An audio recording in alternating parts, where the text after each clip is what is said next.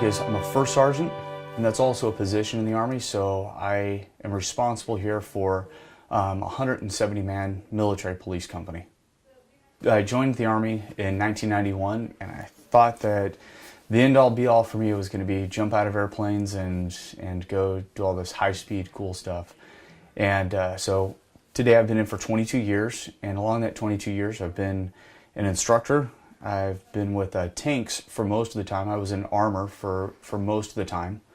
I spent a little bit of time at higher levels doing planning for a 1,000-man battalion. And then in 2008, I deployed to Afghanistan. Spent a year over in Afghanistan training a 700-man Kandak, which is an infantry battalion. We deployed out into this little pocket in Afghanistan that's part of Waziristan, which is that's the home of the Taliban right now. So we sat right in the middle of that and trained our infantry battalion, our Afghan infantry battalion. So there was 10 of us, 700 Afghans. Where I deployed to was this little district called Burmel, which is in Paktika province. So I was kind of like on the east, maybe southeast-ish of Afghanistan. So the specific FOB that we're at was called FOB Boris. So it was, like I said, it was a really, really tiny little postage stamp of a place. So we're right next to a district center, which is kind of their main area of commerce. They have this bazaar would be their equivalent of a shopping mall, if you will. But I mean, to call it third world would be giving it a compliment. The drama, if you will, that comes from any deployment is leaving your family. And I had a little boy and my wife that I left at home, and that was the toughest part. I was never concerned with necessarily my life. I knew that I was trained. I knew that when people start shooting at me, I know what to do. The tough part was having a wife at home that was, scared for me, having a little boy that's sitting at home that's worried about me, and I'm worried about them being worried. But spending all of that time over in Afghanistan every single day, it's rockets or bullets, and I spent 10 months with my boots on the ground in Afghanistan on high alert. Anytime you walked out of a building, you were listening for rockets coming in. You were just waiting for that one magic bullet that might fall from the sky. I think how you feel when you're in that environment, if you're trained, it's pretty calm. You've already accepted everything that might happen. That's not a concern. Now it's just this hyper state of vigilance, and you see everything a little bit different. All of a sudden, your hearing, I don't care how deaf you are, your hearing seems to become more acute. The emotion of it all is kind of it's really just taken out of it. You don't have time to deal with emotion. That just gets put on back burner. You deal with that after you get home. Everything is a bit of drama. Everything. So doors closing will cause your heart to start to race. Over a little bit of time and learning about that, you just deal with it, and literally you don't even wake up from that.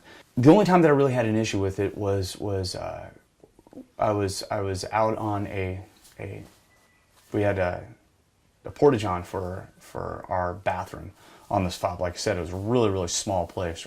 So our forward operating base was just the middle of nowhere. And so I'm out there, and when a rocket comes in, you not only hear that whistling sound that movies kind of tell you it's supposed to sound like, so you hear that, but you also hear of that rocket motor firing, and that's when you know it's going to be close. So my head went between my legs, and that rocket landed real close to me. Shrapnel came straight through the top of of my throne there, and good thing that I was sitting on that porta-john. So I started to hear that second one coming in, and I Hopped out of that thing, grabbed my pants, ran inside. They say when you get shot at, all of your fine motor skills go away and all you can just do big things. So I couldn't open the door to get back into our building, so it was a screen door. Stuck my hand through the screen, I ripped the door off the hinges, I got back inside of our building, slammed our other door shut. So there I was sitting inside of this building with my pants down around my ankles, the rest of my team laughing hysterically at me, and my heart racing probably at a good 180 beats per minute. After that part though, there is, anytime a door would close, when a rocket lands, it doesn't just make a boom, it makes a thump. So you hear this boom, kind of in the distance. It doesn't matter how close it is. When our doors closed, they closed and made the same exact sound. So anytime I'd hear a door close, all of a sudden my heart would start racing. You don't really have sides over there. You have one person is more aligned over here than necessarily over here, but the next morning they can swap sides in a real quick hurry, and that's fine. That's not necessarily a bad thing. That's a matter of survival for them. I can either get killed or I go over here and start doing this thing. In training, I would get a little bit of butterflies in my stomach, and you knew something big was coming up, and you get that excitement in your muscles, and everything would kind of tense up. Your breathing would increase. You would feel alive, if you will. And then afterwards, it was high fives, nervous high fives, and yeah, look what we went and did. And after combat, it was just such a letdown. It wasn't. Those things didn't really happen. It was, okay, back to the slog. Hey, we still have to get back to our fob. We're out in the middle of nowhere. We still have to get back there. We still have a mission to accomplish. So you didn't really spend a lot of time dwelling on it at the time. The feelings and emotions and stuff like that. Like I said, you just didn't have a lot of time for that. You just kind of put it on back burner. It was a real quick let out, high fives. Yeah, we did it. All right, let's go. Whenever I talked to my family about things, I certainly minimized what was going on. It wasn't really until I got home that we would get into more detailed conversations about it. And honestly, most of that was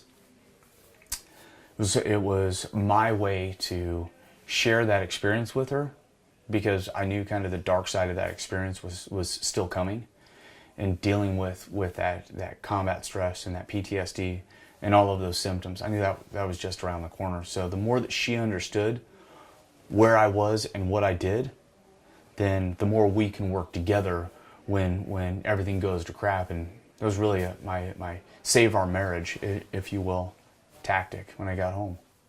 Post-traumatic stress disorder kind of hits everybody a little bit different. For me, I wouldn't say it was in the clinical terms full-blown PTSD. There's a lot that goes into that, but the stress and the emotion of all of these experiences that you've had over 10 months are built up, and then you come home and you're happy to be home. You're excited. My arms get to be put around my wife, and my son is running and jumping on me and hugging me, and so you have all of these euphoric things that are just happening. Gosh, you feel great. And then over time that slowly erodes away, and you still have all this baggage that you never dealt with. So you have probably about 3 months for most people before any of the symptoms start to manifest themselves. And it usually starts off with temper starts to get a little bit shorter. You start to get real angry driving down the road. Things that you used to have a lot of patience for, all of a sudden you don't. Start yelling at the kids. For just silly things, them just being kids. Triggers for me were really when I have to deal with a lot of things all at once. Constant change, things happening in real fast order. So, like I've got 4 kids now. Kids yelling in the background while I'm trying to listen to an important phone call, and my wife is off doing something else. there is an emotion. It's not really anger, but it's an emotion that just kind of wells up, and you just become very frustrated and all of a sudden tired of just all of this happening. Right after coming back, nothing. But I noticed that I was smoking. I'm smoking cigarettes, and I, things are just, it's kind of a pain in the butt for me to deal with things right now. Let's go have a cigarette. I would, when I talked with people, it was generally fairly short. I didn't talk a lot with somebody. I more talked at people. And my wife and I had made a deal before I deployed that once things get there, she's going to give me the high sign, and I'm going to be going and doing counseling. So it got to that point, probably about 4-month mark, 5-month mark, somewhere around there. It got to that point. She just said, "Look, enough. You're being a jerk. Go get help." I definitely felt that I was heading towards that destructive path. I was definitely on it. And it's kind of like holding sand in your hands. The tighter you grip that sand, the more sand you lose. And I try to grip it tighter and hold on to it and control it and manhandle it. And all I did was get more and more and more angry. Shorter fuse, all of that stuff. Depression had never really set in, and for a lot of people, depression's a big thing. Depression never really hit me per se. I never felt lonely and isolated. I've got a family, I've got friends, I've got a ton of people around me. But I did need to find an outlet for all of that. It was, I think, a lot of the ways that we have to really address PTSD and fix it is we don't wait for it to happen and then treat symptoms. That's like waiting for somebody to get sick, and once they're sick, then we'll give them a bunch of medicine. How about we prevent them from getting sick in the first place? We give them all of the tools that we need to deal with. And I read some really good books by a guy named Dave Grossman before I deployed.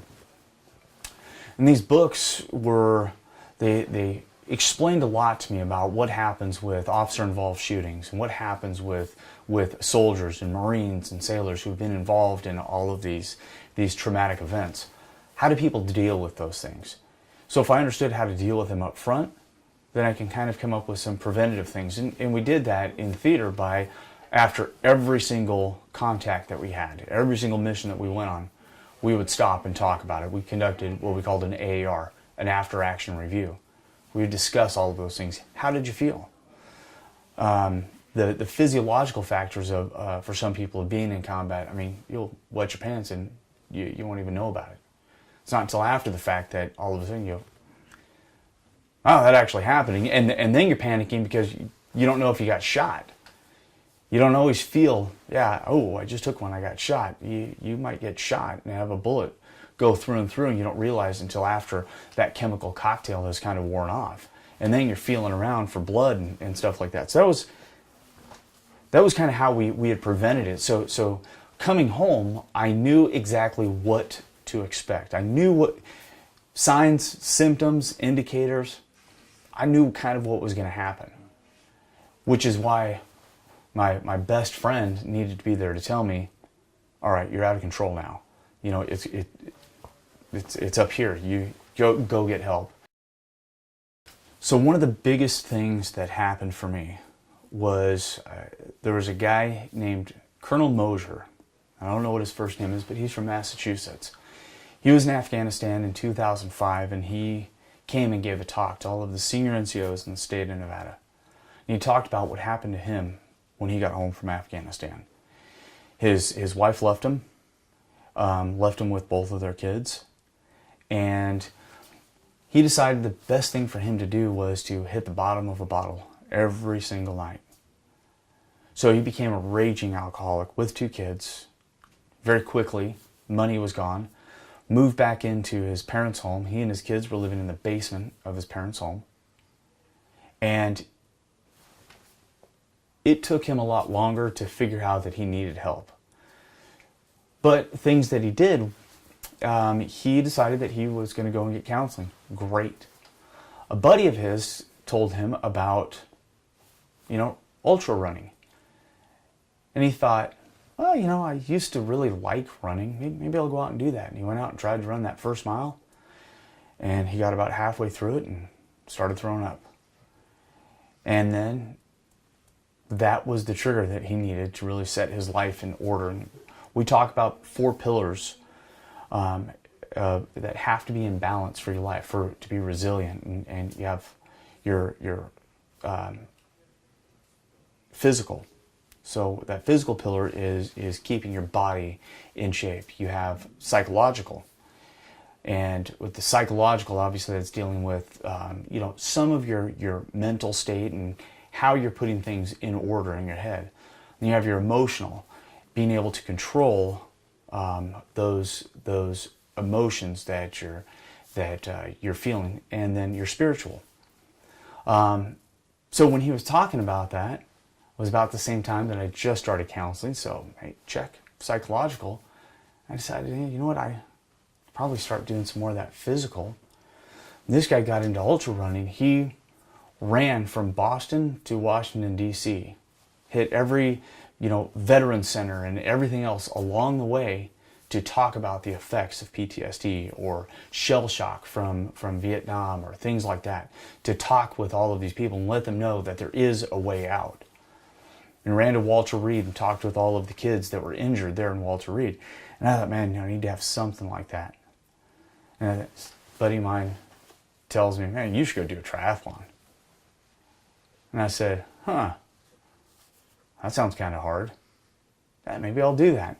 So I started looking into doing triathlon, started figuring out, and I decided real quickly, the swim sucks. I am horrible at the swim. But I put together a group of people who were in kind of the same exact situation that I was in, dealing with the emotional side of all of this. And we all got into training for a triathlon together to deal with PTSD.